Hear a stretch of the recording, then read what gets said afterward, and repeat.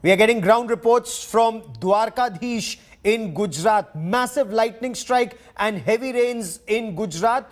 The images you see on your television screen is of that lightning strike at the temple caught on camera. And there were several devotees and priests present at the temple.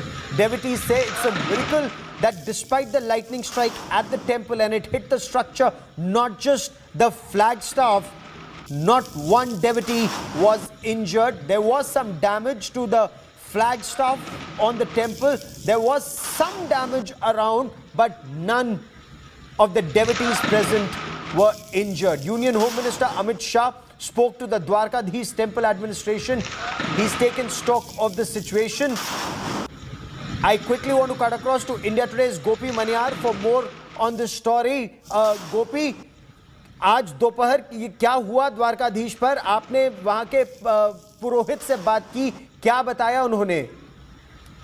बिल्कुल गौरव, आपको बता दूं कि आज दोपहर करीब 2 से 2:30 के बीच में वहां पे जबरदस्त बिजली हो रही थी और उसी वक्त जो बिजली है वो द्वारकाधीश मंदिर का जो ऊपर का जो ध्वज दंड है वहां पे बिजली गिरी। और लेकिन सबसे ज्यादा मिरेकली इसे कह सकते हैं कि जब बिजली गिरी तो वहां पे किसी को भी किसी भी तरीके की हताहत नहीं हुई है, ना ही मंदिर का जो स्ट्रक्चर है उसे डैमेज हुआ है।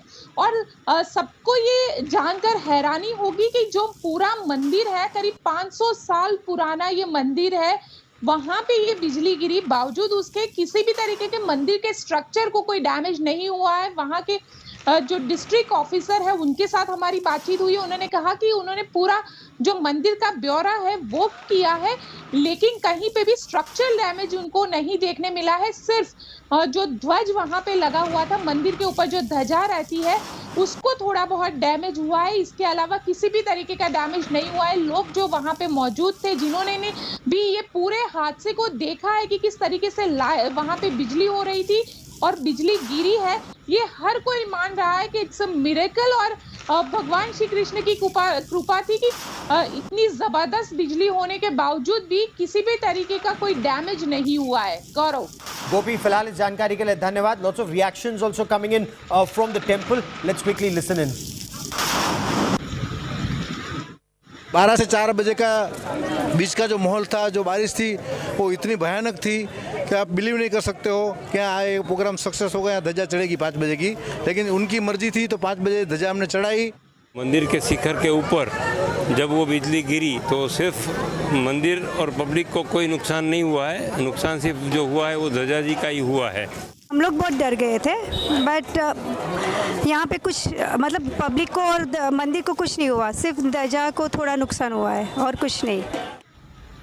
Do keep in mind, over the weekend, 70 people lost their lives in Rajasthan, Madhya Pradesh and Uttar Pradesh because of lightning strikes. And India Today's team of reporters, they've spoken to several experts. There's a list of do's and don'ts. What should you do if there's a lightning strike?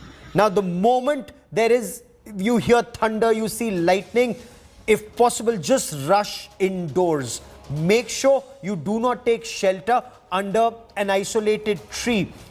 This is extremely dangerous, especially in the hills. If you're close to a peak or a ridge line, get away as quickly as you can. Also, extremely important to stay away from water bodies. Experts also say never venture out in an open field when there's thunder, lightning and rain.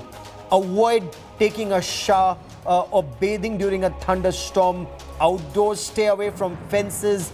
Extremely important, because you may enjoy watching the thunder, the lightning and the rain even if you're in your balcony, but keep away from balcony railings, keep away from fences, anything that's a good conductor. Just stay away from railings, banisters. Also, if you're outdoors, do not lie flat on the ground. Again, extremely important, you minimize your contact with ground.